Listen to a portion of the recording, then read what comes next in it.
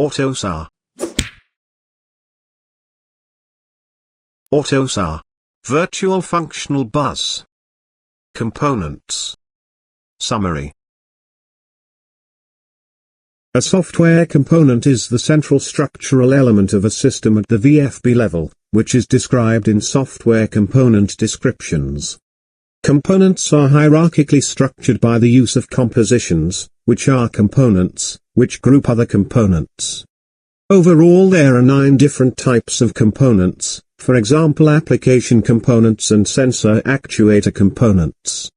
A software component type is instantiated via a prototype. A prototype implements the usage of a software component type in a specific role. If you want to learn more about AutoSAR and other interesting topics, go to embeddedacademy.com.